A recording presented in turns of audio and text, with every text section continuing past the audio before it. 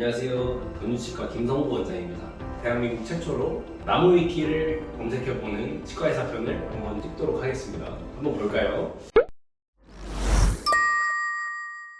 임플란트를 나무 위키에 검색하면 되게 많이 나와요. 제가 아까 좀 살펴본 바로는 좀 전문적인 내용들도 조금 있고, 그리고 좀 치과 안티 선생님들, 뭐 잘 모르시는 분들이 써놓은 것도 좀 보여요. 여기 있는 정보를 그대로 받아들이시면 안 될 것 같아요.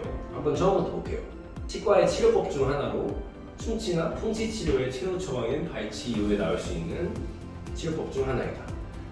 위아래 턱뼈에 심은 티타늄으로 제작한 나사를 뿌리 삼아 빠진 자연 치아를 대체한 전구를 만드는 방법이다. 네. 이렇게 정의 같은 거는 굉장히 정확하게 나와 있어요. 여기 보면은 고수익을 위해서 치아의 손실을 보충하려는 목적 외에 치아 교정이나 치아 미백을 위해 멀쩡한 이를 뽑고 임플란트를 시술하도록 권하는 치과도 성업주의 모양이다. 이런 말이 있는데 이거는 사실 사실이랑은 조금 반대되는 것 같아요. 왜냐면은 뭐 옛날에는 이런 치과가 좀 있을지 몰라도 요즘에는 멀쩡한 생리를 뽑게 되면 환자분들도 굉장히 덴탈 IQ가 높으시기 때문에 충분히 고소를 당할 수 있고 감옥에 갈 수 있어요. 그리고 모두 다 그런 것은 아니지만 다른 곳에 비해 많이 싸다면 의심해 보는 것이 좋다. 이거는 뭐 어느 정도는 맞고 어느 정도는 틀린 얘기예요. 제가 아는 데 중에도 정말 싸게 임플란트를 하는 데에는 정말 그냥 공장식으로 막 다 심고 나서 그 선생님들이 끝까지 팔로우를 못하고 뭐 계속 바뀌고 그다음 AS도 제일 안 해주고 뭐 이런 데도 있어요. 근데 그냥 쌀수록 나쁘다, 비싼 것이 좋다, 이거는 절대 아니에요. 이거는 그냥 시장 경제에 따라서 치과가 주에 많이 있으면 한 곳이 그 임플란트 가격을 내리게 되면은 옆에도 같이 맞춰서 내리게 될 수밖에 없어요. 또 그만큼 수요가 많으면은 공급도 많고 하니까. 네, 식립 수술에 있어서는 관련 전공으로는 치주과나 구강암면외과가 있다. 그러니 그 전문의를 찾아가도록 하자. 이렇게 써 있는데 이건 제 생각에는 치주과나 구강암면외과를 수련하신 전문의 선생님들께서 이거를 좀 수정을 해놓으신 것 같아요. 사실 전문의 여부는 크게 중요하진 않습니다. 저도 전문의긴 하지만 전문의보다는 사실 치과의사가 임플란트 케이스를 얼마나 많이 해보고 얼마나 잘 마무리했느냐 이게 가장 중요한 것 같아요. 그래서 제가 드리는 말씀은 초짜 의사에게 처음 임플란트를 식립해보는 사람, 이런 사람에게 임플란트를 하는 건 조금 위험하지만 좀 많이 해본 사람한테 하는 거는 굉장히 좀 안전하게 할 수 있다. 이렇다고 좀 나이 많이 드신 이런 분들한테 받으라는 건 아니에요. 그분들은 이제 스타일이 좀 다르기도 하고, 그리고 제가 알기로는 젊으신 분 중에 많이 하는 사람이 나이 드신 치과의사분들보다 훨씬 많이 임플란트를 심어봤습니다. 그리고 아까 이런 걸 한번 찾았었는데 그 연예인 중에 김보성 선생님이 임플란트가 많은 연예인으로 알려져 있다. 이렇게 돼 있는데 사실 김보성 선생님이 저희 병원에서 치료를 오랫동안 받고 계십니다. 자세히는 말씀드리기 좀 그렇지만 김보성 선생님은 임플란트가 그렇게 많은 편은 아니에요. 그렇기 때문에 뭐 이런 거는 왜곡이 된 것 같아요. 다른 것도 좀 볼게요. 관련 회사 한번 볼까요? 국내 회사 제품 오스템, 덴티움, 덴티스 많이 있어요. 저희가 가장 많이 쓰는 거는 이 덴티움 임플란트랑 메가젠 임플란트, 그리고 디오 임플란트. 옛날에 오스템 임플란트 썼었는데 저희랑은 조금 스타일이 조금 달라서 오스템은 요즘은 잘 안 쓰는 편이고, 오스템도 충분히 좋은 임플란트입니다.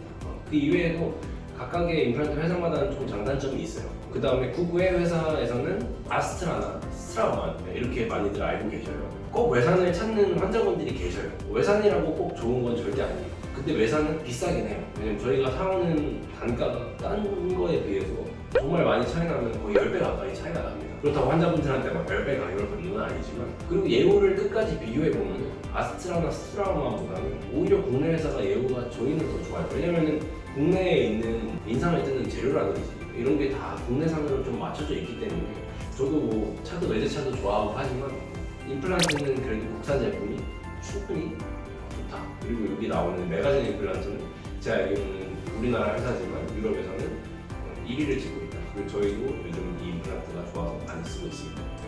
뒷광고 이런 건 아니고요. 김문숙 선생님 찾다가 좀 뒤로 넘어왔는데 다시 앞으로 조금 가볼게요. 이 장점과 단점을 좀 찾아볼게요. 진짜 같다. 이거는 사실 임플란트보다는 임플란트 위에 올라가는 보철물이 진짜 같다는 거겠죠.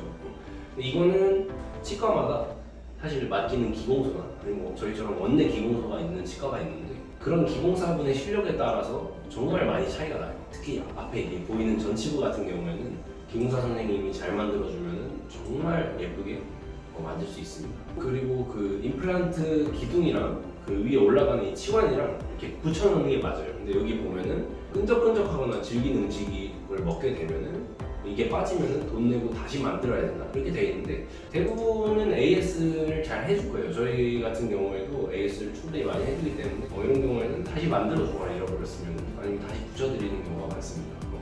이런 거는 뭐 치료한 치과 가셔서 문제 생기면은 웬만하면 다 해줄 테니까 걱정 마시고, 장점은 뭐 수명이 꽤 길다. 뭐 보수적으로 잡으면은 10년 정도마다 크라운을 교체하는 게 권장되죠. 이거는 할 얘기가 좀 있어요. 옛날에는 도자기 재료로 위에 올렸어요. 임플란트 위에는 쇠 위에 도자기가 올리는 제품, 그 제품만 썼었는데 요즘은 위에 지르코니아라는 재료로 머리가 올라가기 때문에 제가 보기에 한 3, 40년 쓰시는 분들도 봤어요. 이건 환자들마다 다르시겠지만 단점을 한번 볼게요. 이 단점을 보니까 이게 조금 마음에 안 드시는 분들이 각자 이렇게 모아갖고 단점이 많이 생겼어요. 그러니까 장점은 3가지밖에 없는데 단점이라고 10가지가 이렇게 나와있죠. 아마 10명이 쓰신 것 같아요. 그래서 처음에 보면 뭐 자연치보다 약하다 뭐 이런 얘기가 있는데 사실 절대 아니에요. 자연치보다 훨씬 강합니다. 그 자연치는 보통 뿌리가 한 15mm, 1.5cm 정도 이제 뼈를 잡고 있는데 이거의 반만 녹아도 치아가 막 휘청휘청해요. 자꾸 흔들어. 근데 임플란트는 뼈의 80%가 녹아도 자꾸 흔들어도 빠지지도 않습니다. 그래서 실패한 임플란트를 빼는 경우는 주변의 뼈를 다 갈아내고 빼야 돼요. 그래서 임플란트가 약하다는 거는 좀 잘못된 말 같습니다. 그리고 임플란트 주위로 발부가 종종 생긴다. 뭐 환자분에 따라 다르지만 임플란트도 가끔가다 탈이 나는 경우가 있겠죠. 그리고 가격이 비싸다. 저희도 비싸면 참 좋을 것 같은데 요즘에는 임플란트 한 병원도 너무 많고 옛날에는 임플란트 할 수 있는 사람이 굉장히 적었어요. 그때는 뭐 하나에 250만 원. 아직도 대학병원에서는 그 정도를 받는 데가 좀 있는데 요즘은 100만 원이 안 하는 게 추세인 것 같아요. 그래서 가격이 비싸다는 좀 아닌 것 같아요. 그리고 만 65세 이상 보험인 경우에는 뭐 자연치가 1개라도 남아있으면 2개까지 보험이 됩니다. 그러면 임플란트가 40만 원을 안 하는 가격에 할 수 있어요. 2개를. 그리고 고리식을 받느냐에 따라 추가 비용이 있을 수도 있다. 이거는 치과마다 다르고. 그리고 자연치보다 크기가 작다. 이것도 케바케입니다.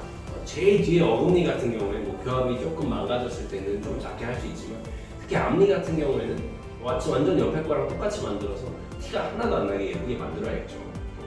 그리고 전보다 더 철저하게 치아 관리가 필요하다. 이거는 자연치만큼 똑같이 관리해 주시면 되고 끝나기까지 시간이 길다. 사실 여기서 병원 자랑을 잠깐 하자면 저희 병원의 가장 특장점이 다른 치과들보다 임플란트 처음부터 끝까지 마무리되는 시간이 절반 정도로 빨라요. 조금 보수적인 치과 의사들이 보면은 저기 너무 무리해서 머리를 올리는 건 아니냐 이렇게 생각하시는 분들이 있을 수 있는데 지금 대표 원장님이 10년째 그렇게 빨리 올리면서 팔로우업을 하고 있는데 충분한 연구 결과에 따라서 한 5만 케이스에 가까운 임플란트를 했을 때 빨리 올려도 좋은 예후를 갖고 있기 때문에 그렇게 하고 있습니다. 그리고 술, 담배는 금기사항. 이거는 뭐 안 하면 훨씬 좋겠죠.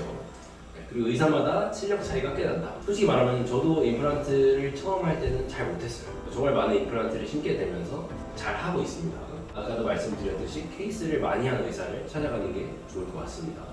돈은 많으니까 양치질하기 귀찮은데 멀쩡한 이빨 모두를 임플란트로 갈아버릴까?